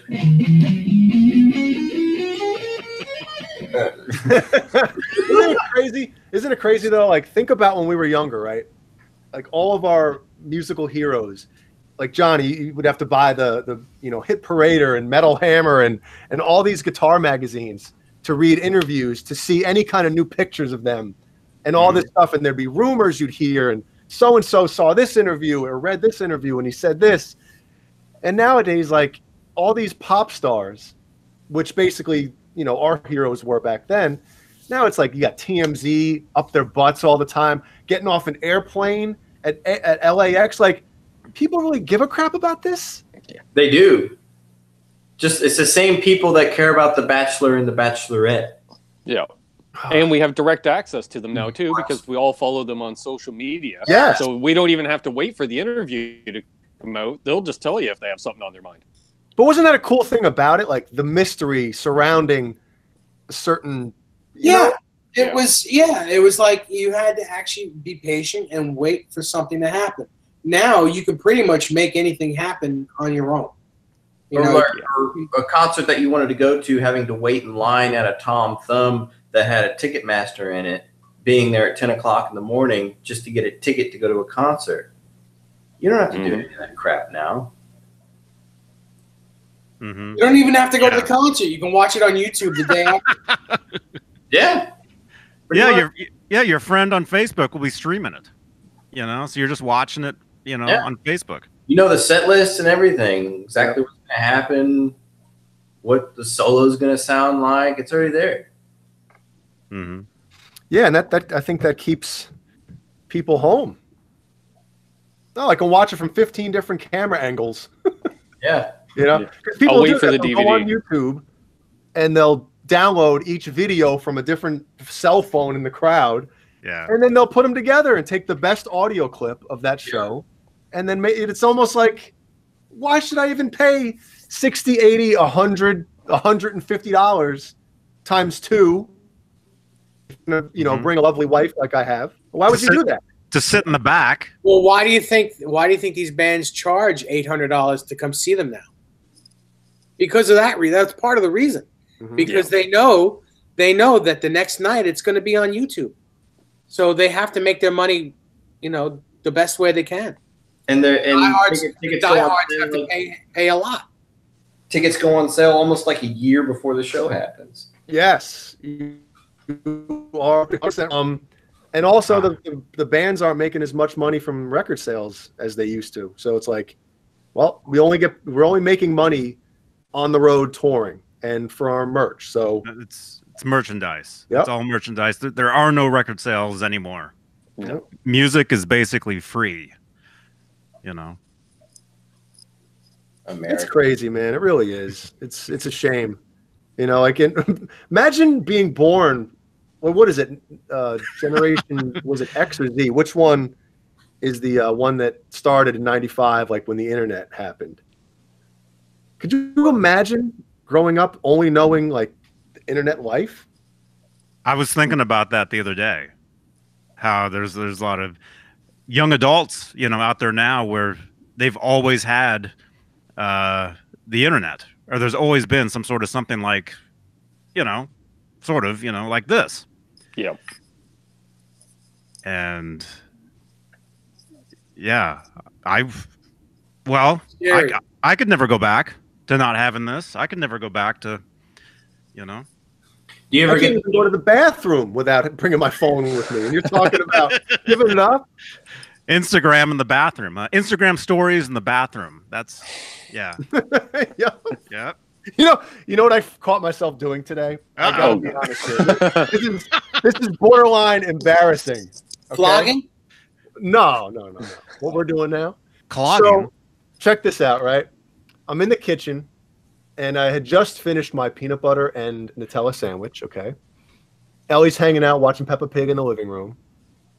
And I'm just standing there, looking at my phone, scrolling through, I don't know if it was Instagram. I think it was Instagram, right?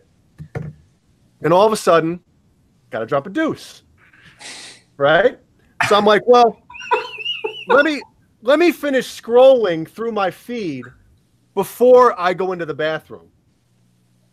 And as I'm walking to the bathroom, I'm like, I'm bringing my phone in there anyway. What am I going to be doing on the toilet anyway? The same thing I was just doing in there, and I was waiting to finish before I went in there. I was like, that's it. I'm done. But there might be something else that popped up in the last 15 seconds. You never know. It was just so stupid. It was just so stupid. God. Mm-hmm. Yeah. Yeah, it's... Well, I mean, think of this. None of us would know each other if it wasn't for the internet. That's true. You know? Mm-hmm. Yeah. That is definitely true. Is it a good thing or a Well, bad thing? this, it's a gift and a curse. Yes. We'll just call it that. Well, gift and curse. Look at how many people actually meet online now, and how many people get divorced because of online now. You know? Yeah. Yeah, I would blame social media for the escalated divorce rate and breaking up and all this kind of stuff over anything. Mm-hmm. Speaking of that kind of stuff, I heard that's probably the reason why the hotel never contacted Rob about his thing being canceled.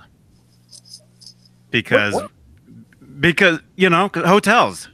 Because what if there was something, you know, something weird going that was supposed to go down? You know? What the hell are you talking? Okay, I don't. That makes no sense. Like he was taking his mistress to the hotel. Yeah, yeah. And hotels don't want to call to cancel if the other person answers. And like, what do you mean? What are you talking about? Now I get it. That's why we have email. Hello? Yes, we're calling to let we're calling to let Rob Johnson. Hey, can you put us on speaker? Yeah. We got something we need to tell you. It's like, Dave, it's like when you sent me that message of the CVS phone call. When was that? What CVS? 6-8 months ago, you sent me a voice message through Facebook Messenger. Uh-huh. Hi, this is so-and-so from CVS. Your like anal wart cream or something is in. Oh, like, oh God. Who sent that? Someone sent that to me. I can't remember that. What, you mean CVS? Yeah, he just forwarded me his message. No, this is for Jay. It's for Jay. This would be funny as long as it doesn't really involve me.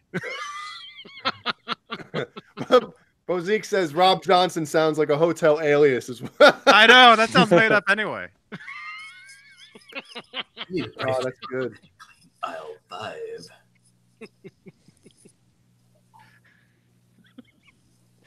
Anyway. So Johnny, we're gonna have a few guests on soon, aren't we? Are we? Yeah.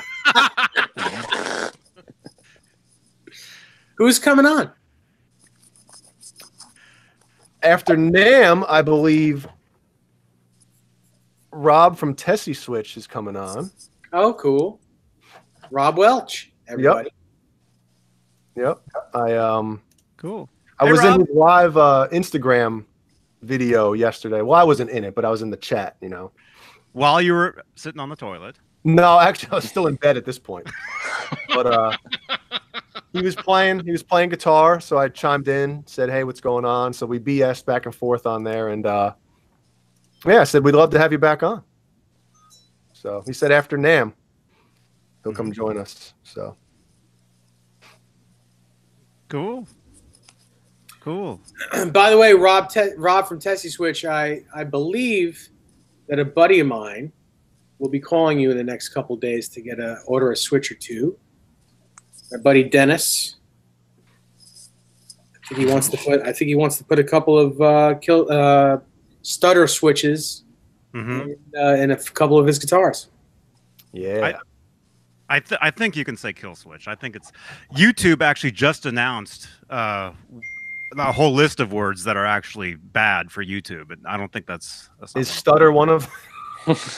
No, actually the F word. Impaired? The F word actually isn't one of them. You can actually say the F word on YouTube and it's fine. Oh, wow. I was about to say it, but I was like, I don't want to. Oh, Fudge.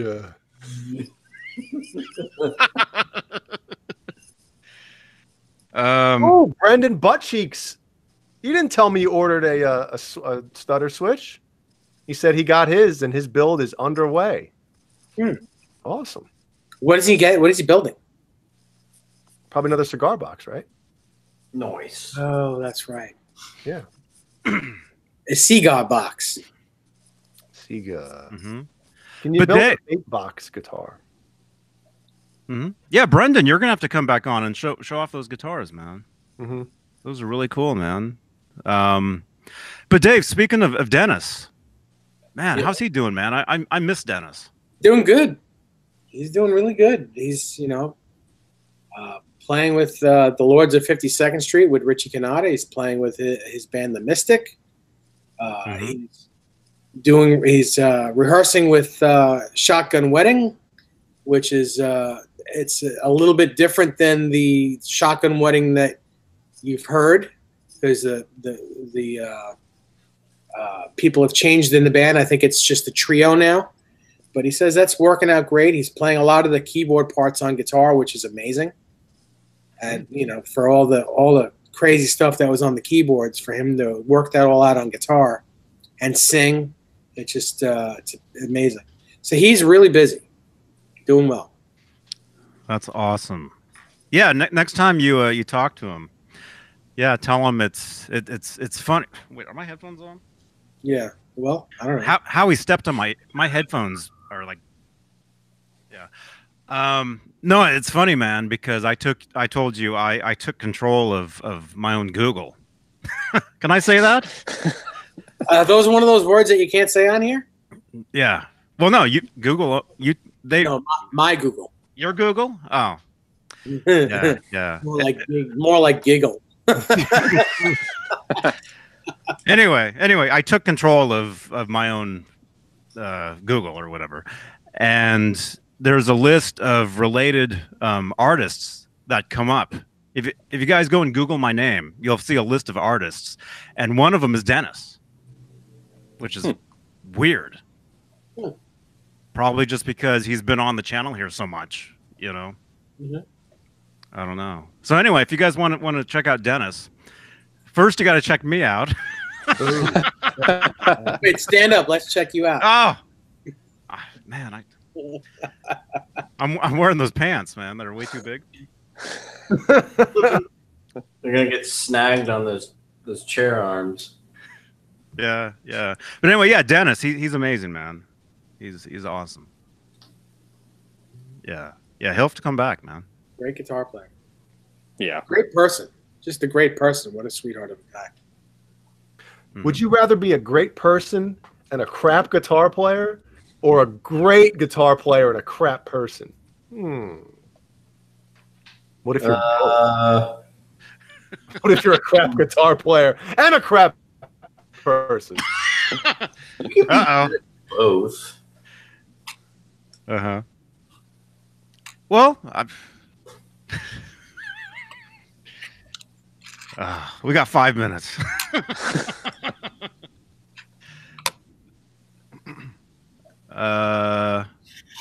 Giggle Plus. I don't know. Well, speaking of that, Google Plus is going away. So all your Google Plus accounts, back up whatever you have on there, because they're getting rid of it. Yep. Goodbye. It's going to go to something else, man. Google's not going to delete anything. Mm-hmm.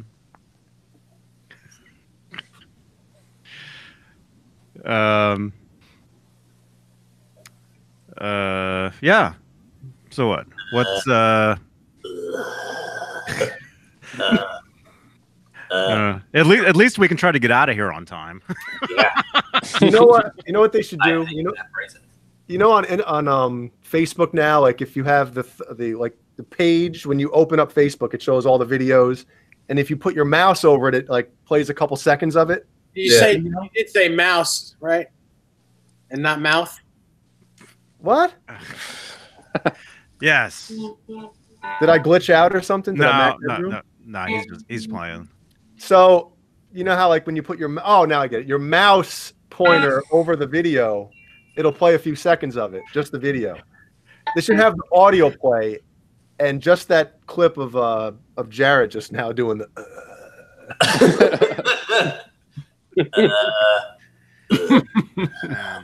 That's one of the problems with Instagram, man. With Instagram videos, you can scroll, but don't click on a video, because once you click on it, there's the audio, and every other video that you scroll by, it plays the audio. Yes, and if you're following brazzers, that can be a bad thing. If you're the adults only Instagram pages that show like 15-second clips of something, it's like, oh, I'm at work. This woman is screaming. Wow. I don't know what that is. Steve Anderson, you'll be front row center for Ace Frehley. Cool. In Seattle next Wednesday. Man. Awesome. Yeah, congratulations, man. Very cool. Skin boat to Tuna Town from Vancouver Island to Seattle. That's awesome. Yeah, Ace. He's one of Steve's early heroes, isn't he? Mine too. Yours too? Yep. Yeah. You're a big Kiss guy, huh? I am. I think Kiss will be in Dallas in February? March or something like that. I go to that. Nice. Some cold gin. My best Kiss lick. How about a little bit of what's Star Child? No. That's not the Kiss that I like, man. Star Child? I probably like the Kiss that most Kiss fans do not like. The non-makeup years. The best album for me. Give me a couple albums. Like what era? Look it up off. Huh? Sorry? Pick it up. That Pick it up. I love 83 and then Animalize. That was the first Asylum, album where they Crazy took the Nights. album, I think. Yeah, the albums Ben is mentioning, I actually like those albums. Psycho Circus. Look it up. It's just this.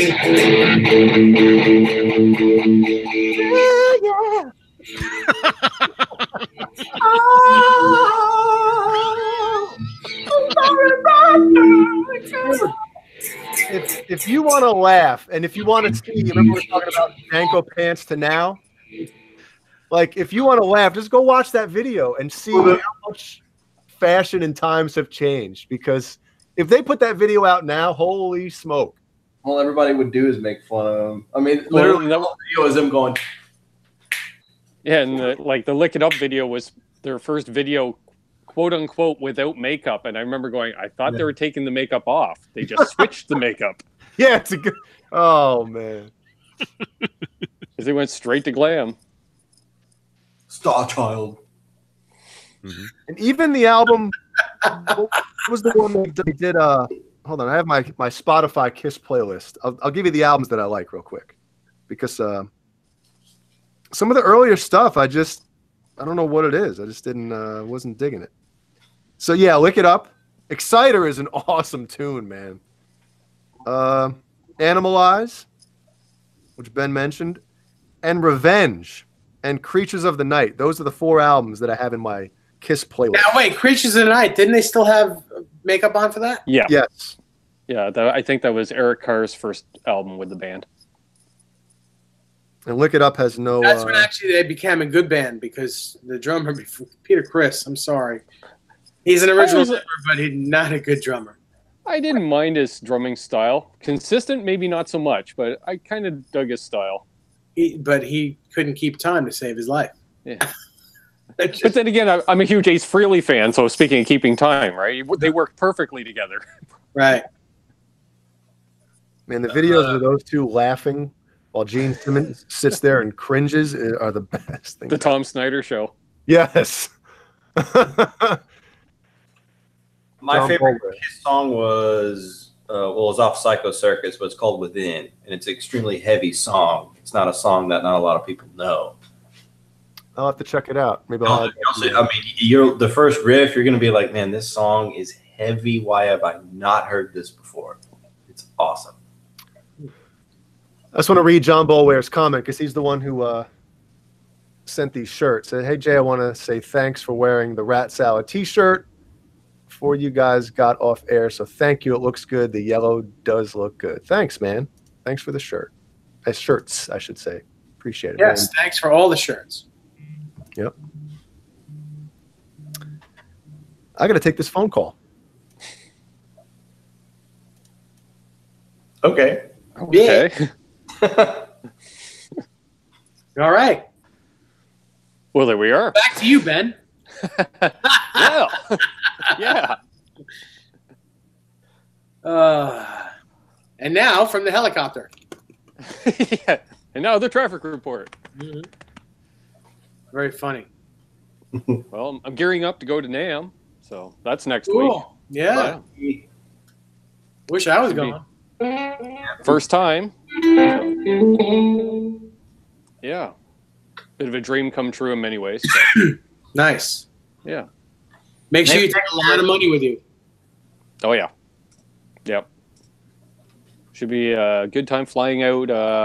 Flying out there Wednesday, coming back Monday. Staying with JJ the whole time, so that should be fun. So were you flying into LAX? No, into John Wayne, which is in Orange County, right? So it's like 15 minutes from JJ's place. Cool. Yeah. Awesome. I didn't know that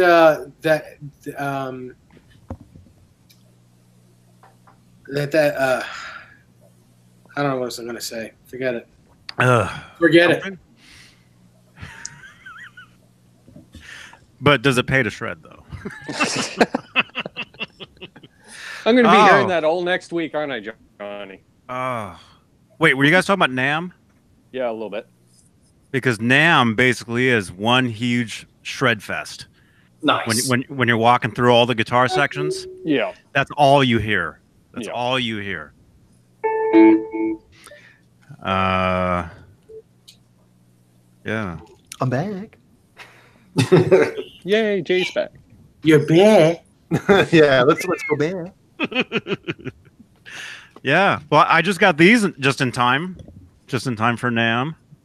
What are those? Oh, Right picks. there. Yeah, I just did an order, Awesome. and I got them. I couldn't believe how fast they got them done for me. It's amazing. In tune. So you order picks only for NAMM time? In tune guitar picks. Johnny, they're not as cool. I'm sorry, they're just not as cool as the Brendan Butt Cheeks, the double B pick. Just not.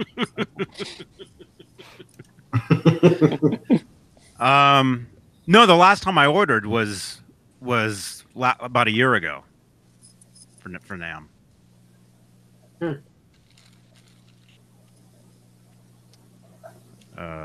Yeah. So what's going on? They want to know if there are any EVH rumors, EVH gear rumors. Mm-hmm. For NAMM? I think there's a couple floating around. Mm-hmm. Well, I don't know. There was some stuff posted to... Who posted all that stuff anyway? Do we even know? The 9 photos of the potential Wolfgangs. Of all the Wolfgang specials and standards? Yeah, that was... I was just sent it in a Facebook message myself. Mm-hmm. Terrible. They're all terrible, too. Well, somebody leaked all that stuff. So it looks like there's going to be a bunch of special and standard finishes, like a whole bunch of new ones. But, I mean, who knows? That stuff could be fake, though, too. Yeah. You know? And maybe yes, maybe no on a Shark replica. Who knows? Mm-hmm. Mm-hmm. Well, it's not going to be a replica. It'll be a tribute. Yeah. Tribute, yeah. Yeah. Thank Well, you. Why not Friday's show? Maybe something else will leak out by then. And if not, we'll just talk about, we've done it before, but maybe talk about some things that you know, we'd like to see, or we think we're going to see, or something. You know, Rob Tessie Switch says, I heard there will be an EVH kitchen mixer.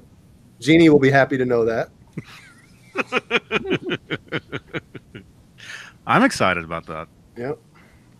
Maybe I'll start making cookies if they come out with that. Cookies? Yeah. Like a KitchenAid? Yeah. Mm-hmm. Those are for, right? Making cookies? Yeah. But you bake? Huh? Yeah. You make them and then you bake them. I know. That's the other thing I do is cook. Not me.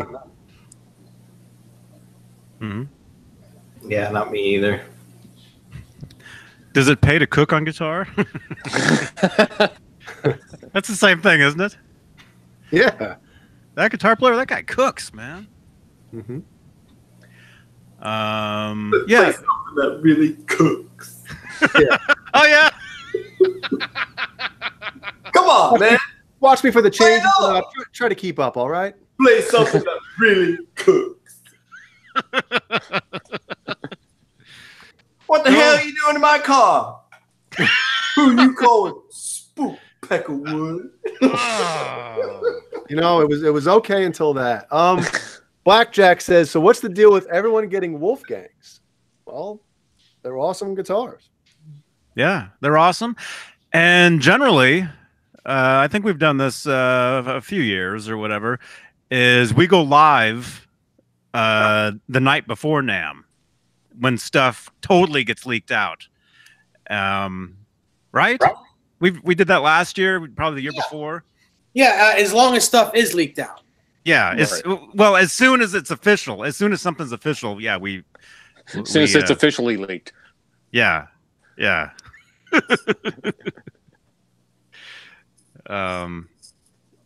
Do I know Jonathan Davis? Or like? I did know a guy named John Davis. I actually did know a guy. He played guitar on the street corner. He made a bunch of money doing that, and that was back in the 80s. Who's this Jonathan Davis, though? The singer for Korn. I don't know. Why does Soda Pop want to know? Is he the guy with the mask? No, that's Slipknot. No, whatever.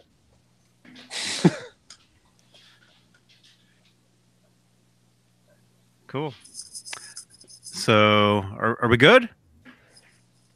Sure. You're not supposed to ask. You're supposed to. Oh yeah, I know.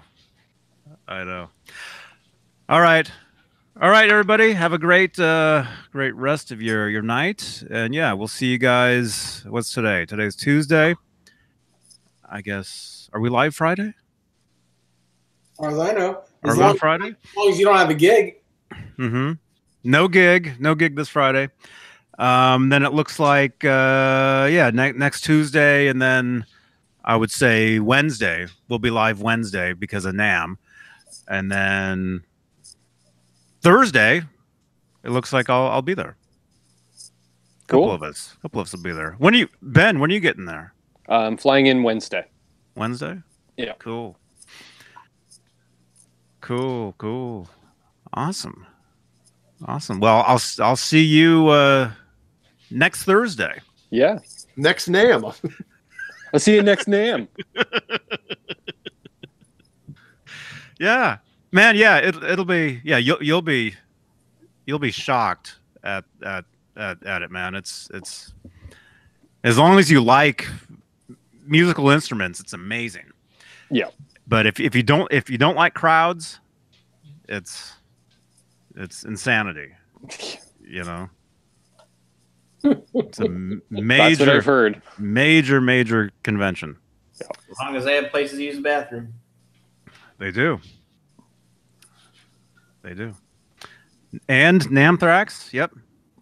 I think luckily I had mine already, so I think I'll be good. Past couple weeks.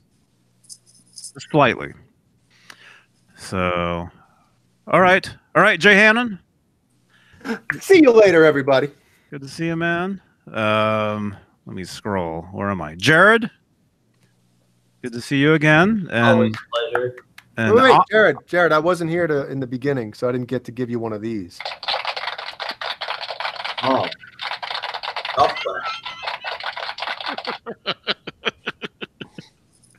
yeah. Awesome pedalboard, man. And again, what company is that makes that? It's Temple Audio. Temple Audio. Okay. Yeah, it was very cool. Cool. Okay. David Nesdall, great to see you. Same here. See you later. Yeah, see you. And Ben, good to see you, man. Always a pleasure. Thank you. And yeah. And yeah, I'll see you a week from Thursday. Yeah. So you guys look for See you next Thursday. Yeah. God.